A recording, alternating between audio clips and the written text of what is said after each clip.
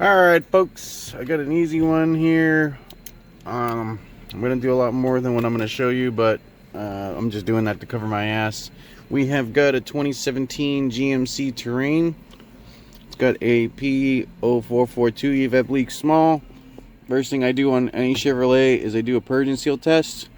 So you can see the purge command, the tank pressure sensor. You also want to check down here for the actual voltage, because this is a calculated value, but it's fine. I don't remember exactly what the threshold was, but 145 I've seen before on Chevys, and that's fine. Especially since I found the issue already. So you can see we got no purge command. I'm going to start the car. You can already see that the number down here went down a little bit, and then I'm just going to seal the system. I'm not going to do anything, and you can see that we are pulling a vacuum on the tank, and I have literally done nothing. So the purge valve is stuck open. Normally how this test works, you can see now it is venting. What I would do is I would duty up the purge cycle here.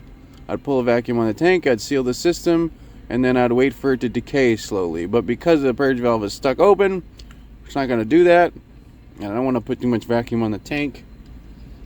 It has an automatic thing where it'll release it if it gets too high anyways, but you know, you don't want to do that anyways.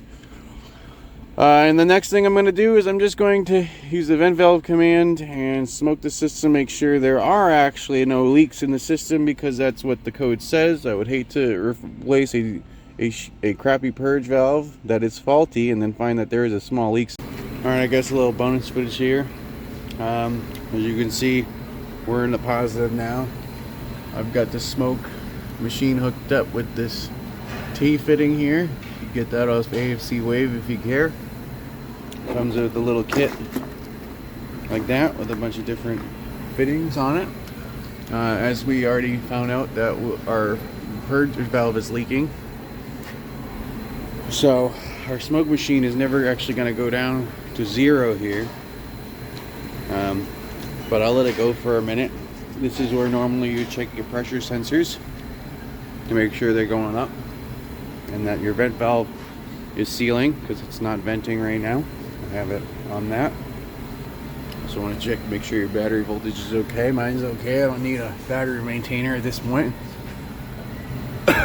We know from what I just did that it's never going to stop leaking. So I'm going to pause, put you down.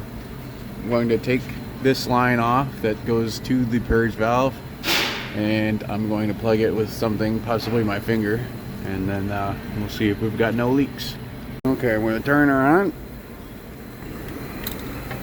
Got the hole open, as you can see. I'm going to plug it with my finger.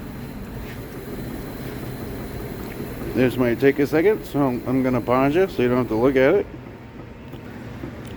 Okay, it's been a few seconds now. You can see it's below where it was even before. So in a short amount of time, it has gone, and now it's less. And once the float ball goes to the bottom, then that means that there is no leak. A leak at this small, even if there was one, you're not gonna be able to see the smoke. So keep that in mind when you're looking for smoke, that a small leak, you won't even see it.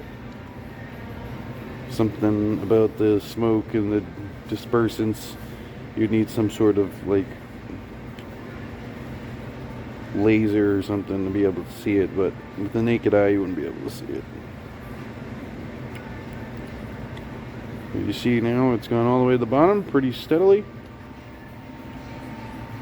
That's where the pressure sensor maxes out at. I believe low voltage is high pressure, and vice versa. I'll let it go out.